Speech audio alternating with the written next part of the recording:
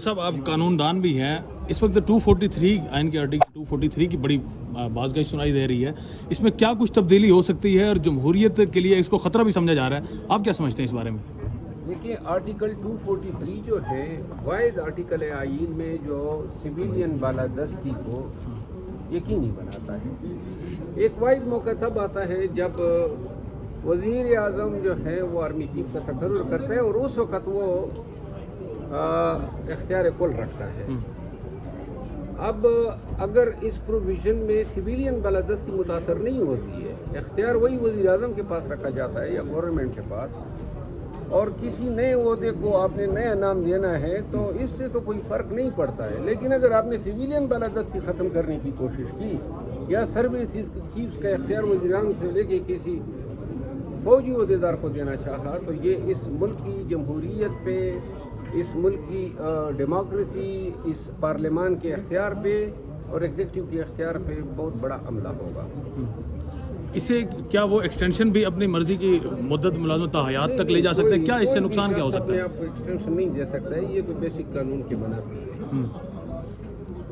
اچھا، ساتھ میں ہم دیکھ رہے ہیں کہ 27 امینڈمنٹ پہ کافی اس وقت گفت و شنید بھی ہو رہی ہے. پی ٹی آئی اس ایک مرتبہ پھر سے اس کے ساتھ ایگری نہیں ہو رہی ہے حکومت کے ساتھ، جو کہ اس وقت امینڈمنٹ کو لے کے آ رہے ہیں. تو میرا مشورہ ہے کہ پہلے دیکھ تو لیں اس کے خد و خال کیا ہے، مسودہ دیکھ لیں، اور مسودہ اگر عوام کے مفادات کے منافی امینڈمنٹ لا رہا ہے تو پھر اس کو ریجیکٹ کریں.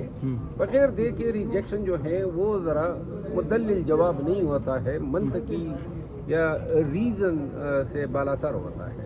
تو مسودہ کیا اس وقت گورنمنٹ کے پاس بھی ہے؟ 26ویں آئینی ترمیم میں دیکھا کہ وزیر قانون بھی آخر تک ہمیں وہ بھی اس طرح سے جواب دے رہے تھے جیسے انہوں نے بھی نہ پڑھا ہو مسودہ کو. جو 26ویں آئینی ترمیم جس انداز میں کی نا رات کے وقت، اسی وقت پتہ چلا جب ایوان میں پیش ہوا. یہ آئینی ترمیم ہے، اس سے پورے پاکستان اور پاکستان کے تمام لوگوں کی زندگیاں متاثر ہوتی ہے. یہ نظام عدل پاکستانیوں کے لیے ہوتا ہے، یہ ایم این ایز کے لیے نہیں ہوتا ہے. اس سے امپیکٹ ہر ایک پاکستانی متاثر ہوتا ہے. اسی طرح آپ کی ڈیفنس کی پالیسیاں ہیں، آپ کی سماجی یا معاشی پالیسیاں ہیں، اور آپ اگر آئینی ترمیم کر رہے ہیں اس پہ تھریڈ بیئر ڈسکشن ہونی چاہیے. یونیورسٹیوں میں ہونی چاہیے، بار کونسلز میں ہونی چاہیے، پارلیمان میں ہونی چاہیے. ایک ایک شیٹ کا مطالعہ ہونا چاہیے، اس کے کیا اثرات ہوں گے مستقبل میں. اس طرح جلدی میں لا کے اور بغیر کسی کو دکھا کے، بغیر کسی کے ساتھ شیئر کیے، اس سے کیا آپ کنوے کرنا چاہتے ہیں اور اس ترمیم کو کون سی لیجیٹیمیسی حاصل ہوگی. یہ طریقہ کار ہی جو ہے تاکہ عام قانون کو بھی پاس کرنے کے لیے پارلیمان میں، کمیٹیوں میں اس پہ ڈسکشن لازمی ہے. آئینی ترمیم اس انداز میں ہوتی ہے. اب موجودہ عدلیہ کمزور ہے، لیکن ماضی میں کانسٹیٹیوشنل امینڈمنٹ بھی اس بنا پہ بھی اسٹرک ڈاؤن ہوئے ہیں کہ وہ پروسیجر نہیں اپنایا گیا اس کے مطالعے کا، اس کے ایگزامینیشن کا، اس کی اسٹڈی کا، اس پہ ڈیبیٹ کا. مروہ صاحب یہ بتائیے کہ ابھی تک وہ پوزیشن لیڈر کا نوٹیفکیشن نہیں ہوا ہے، اس کی وجہ کیا ہے؟ سمجھ نہیں آ رہی ہے. میں نے آج بھی کہا ہے اپوزیشن لیڈر کا نوٹیفکیشن نہ ہونا، سہیل افریدی صاحب کو ملاقات نہ دینا، کے پی ہاؤس پہ ریڈ مارنا، یہ ایسے عوامل ہیں جس سے کوئی ناکامی نہیں کما رہے. پھر یہ سب کچھ ہونے کیا جا رہا ہے؟ پاکستان تحریک انصاف سے کوئی مائی کا لال باہر بھی نہیں آ رہا، احتجاج کی کال کی طرف بھی معاملہ نہیں بڑھ رہا. احتجاج کریں تو ایڈوانس میں میسج آ جاتا ہے کہ سانحہ مرید کے 26 نومبر آپ نے دیکھ لیا ہے، تو کیا پھر کریں؟ احتجاج کی طاقت ابھی تک پی ٹی آئی کی بحال نہیں ہے، اور یہ احتجاج کرنے کی پوزیشن میں نہیں ہے. احتجاج ایک بہت ہی بصیرت رکھنے والے لوگوں کا کام ہے. اس کے لیے پہلے آپ نے زمین گرم کرنی ہے، آپ نے عوام کو ترغیب دینی ہے، ان کو موٹیویٹ کرنا ہے. پاکستان بھر میں آپ نے جلسے جلوس کر رہے ہیں، سوشل میڈیا پہ آپ نے لوگوں کو موٹیویٹ کرنا ہے. یہ کوئی چیز ابھی ہو ہی نہیں رہی ہے.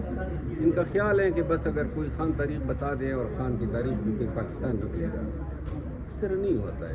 حضرت صاحب یہی بتا دیں جو پرانے دوست ہیں پاکستان تحریک انصاف کے فواد چودھری اور عمران اسماعیل وہ ایکٹیو ہو گئے ہیں, وہ شاید چاہ رہے ہیں درمیان میں کوئی برج کا رول پلے کر سکیں, شاہ محمد قریشی سے بھی ملاقاتیں کر رہے ہیں, تو کیا وہ درمیان سے کوئی اس طرح کا راستہ نکال سکتے ہیں عمران خان صاحب کے؟ دیکھیں ان کو ان کی کوششیں نیکنیتی پر مبنی ہے, لیکن پی ٹی آئی کا رسپانس آپ دیکھیں سوشل میڈیا میں ان بیچاروں کا کیا اثر کیا ہوا ہے.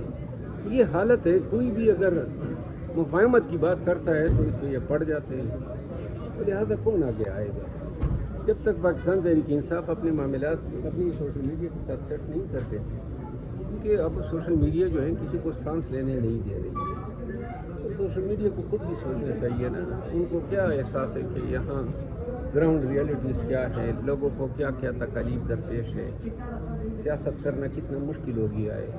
یہ اس طرح تو نہیں ہے کہ آپ لیپ ٹاپ کے سامنے بیٹھ کے لکھ لیں, ہوائی قلعے بنا دیں.